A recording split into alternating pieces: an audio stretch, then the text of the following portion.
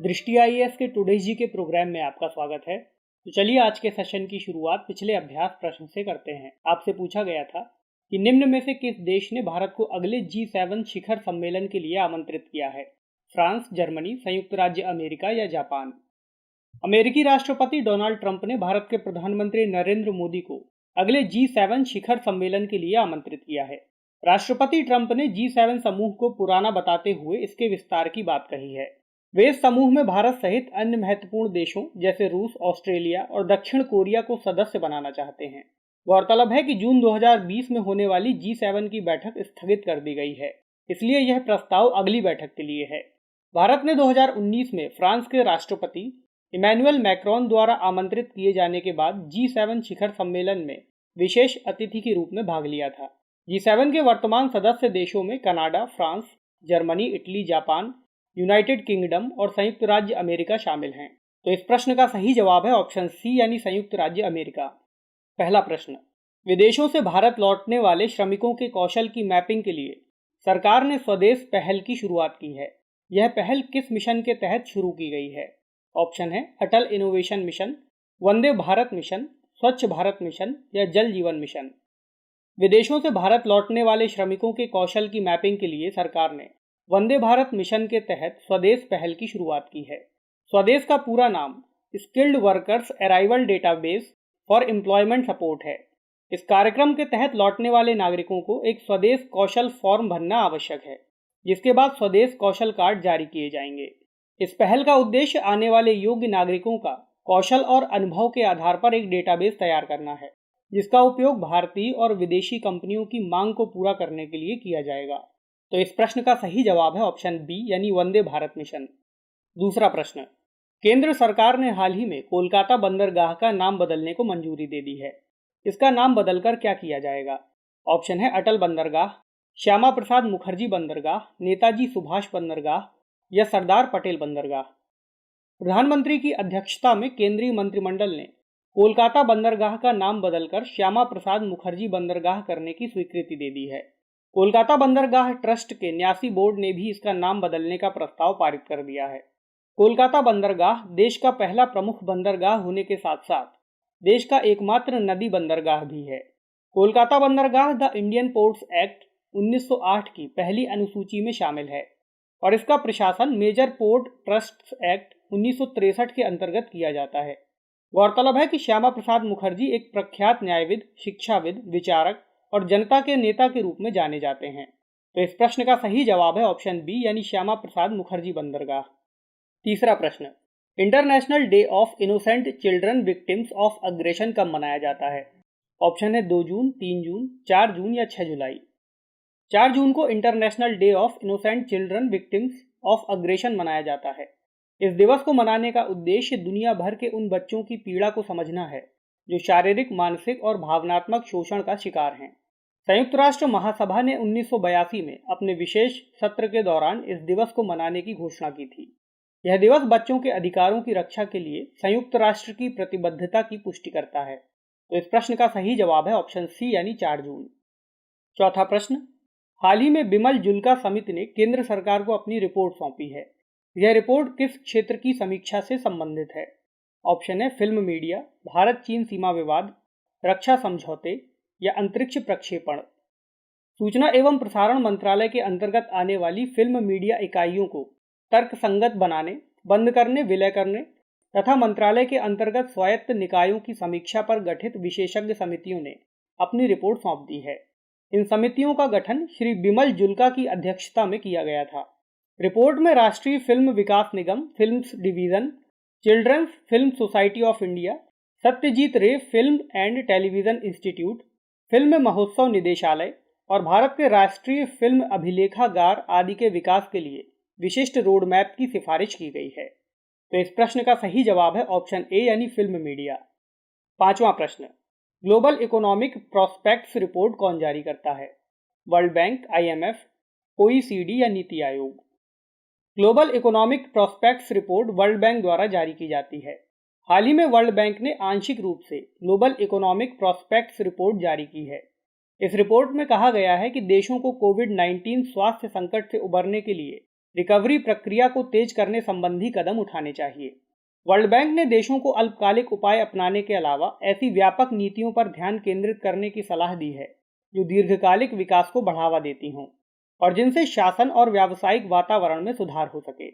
Report में महामारी के बाद उभरे नए उत्पादक क्षेत्रों की ओर नई पूंजी आवंटित करने के महत्व पर प्रकाश डाला गया है। रिपोर्ट में अनुमान लगाया गया है कि महामारी के चलते वर्ष 2020 में लगभग 60 मिलियन लोग अत्यधिक गरीबी में धकेले जा सकते हैं।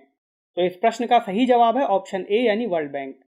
छठा प्रश्न, भारत के संविधान में अंतर्राष्ट्रीय शांति और सुरक्षा की अभिवृद्धि का उल्लेख कहाँ है? संविधान की उद्देशिका में, राज्य के नीति निदेशक तत्वों में, मूल कर्तव्यों में या 9वीं अनुसूची में?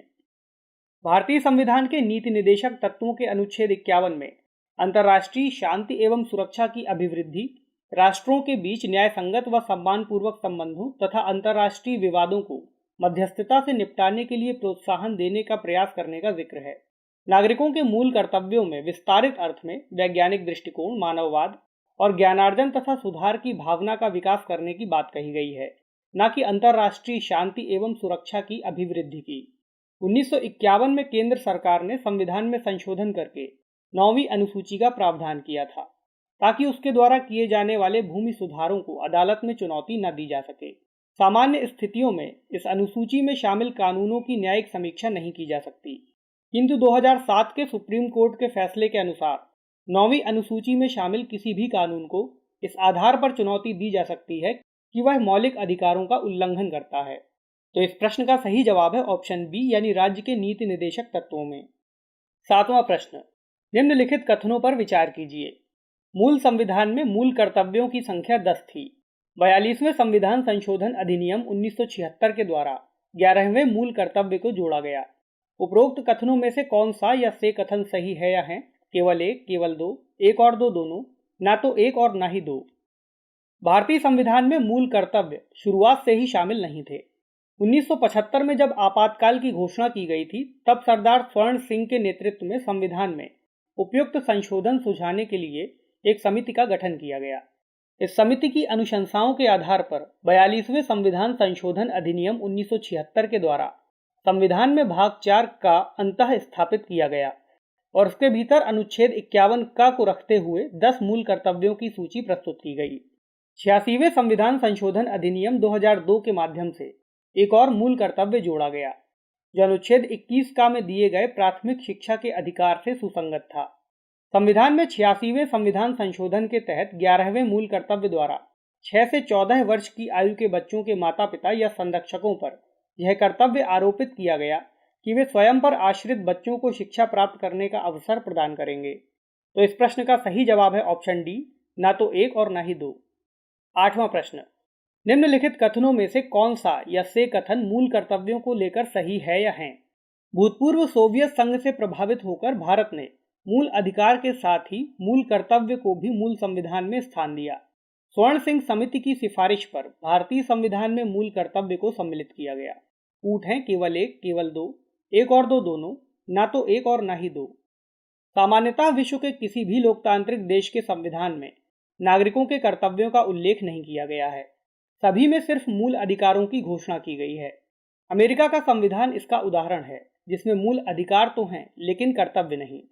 साम्यवादी देशों के तहत भूतपूर्व सोवियत संघ जैसे देशों में मूल कर्तव्यों की घोषणा करने की परंपरा दिखाई पड़ती है। भारतीय संविधान में मूल अधिकार प्रारंभ से ही थे, जबकि मूल कर्तव्यों को सरदार स्वर्ण सिंह समिति की सिफारिश की अनुशंसाओं के आधार पर 42वें संविधान संशोधन अधिनियम 1976 के द्वारा संविधान के भाग 4 का में जोड़ा गया। तो इस प्रश्न का सही जवाब है ऑप्शन बी यानी केवल दो। नौवां प्रश्न, निम्नलिखित कथनों पर विचार कीजिए। भारतीय संविधान में स्पष्ट रूप से वर्णित है कि मूल कर्तव्य को न्यायालय द्वारा प्रवृत्त नहीं कराया जा सकता है।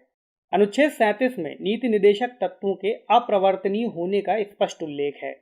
उपरोक्त में कौन सा या से कथन सत्य है या है? केवल एक, केवल दो, एक और दो, दोनों, ना तो एक और ना ही दो। सामान्य धारणा यह है कि मूल कर्तव्य न्यायालयों के माध्यम से प्रवृत्त नहीं कराए जा सकते हैं, अर्थात यदि कोई मूल कर्तव्य का पालन न करे तो न्यायालय द्वारा नागरिक को दंडित नहीं किया जा सकता है। इस दृष्टि से वे राज्य के नीति निदेशक तत्वों की तरह हैं, किंतु वास्तविक स्थिति ऐसी नहीं है।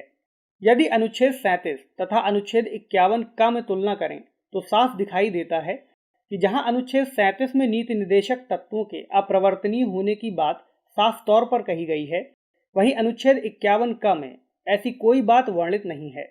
न्यायमूर्ति श्री वेंकट चलैया ने एक मामले में स्पष्टीकरण देते हुए कहा है कि संविधान यदि मूल कर्तव्यों को प्रवर्तनीय घोषित नहीं करता है तो वह उन्हें स्पष्टतः अप्रवर्तनीय भी घोषित नहीं करता है। तो इस प्रश्न का सही जवाब है ऑप्शन बी यानी केवल 2। 10वां प्रश्न कथन है, प्राकृतिक पर्यावरण की जिसके अंतर्गत वन, झील, नदी और वन्य जीव हैं रक्षा करें और उनका संवर्धन करें तथा प्राणी मात्र के प्रति दया भाव रखें। यह किस मूल कर्तव्य में संबोधित किया गया है?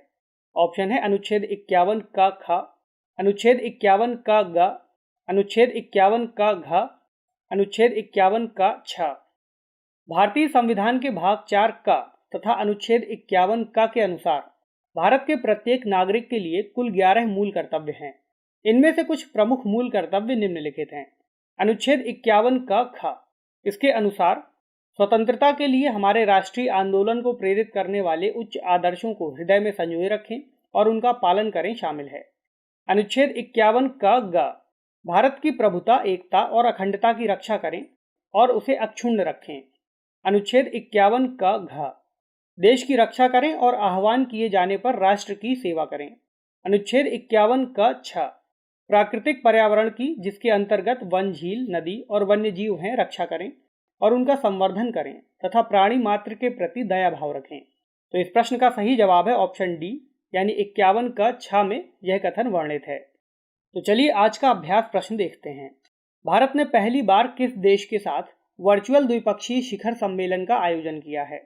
ऑप्शन है जापान, ऑस्ट्रेलिया, संयुक्त राज्य अमेरिका या चीन। तो कमेंट सेक्शन में इस अभ्यास प्रश्न का सही जवाब देना न भूलें। अगले सेशन में कुछ नए प्रश्नों के साथ आपसे फिर मुलाकात होगी। तब तक के लिए नमस्कार।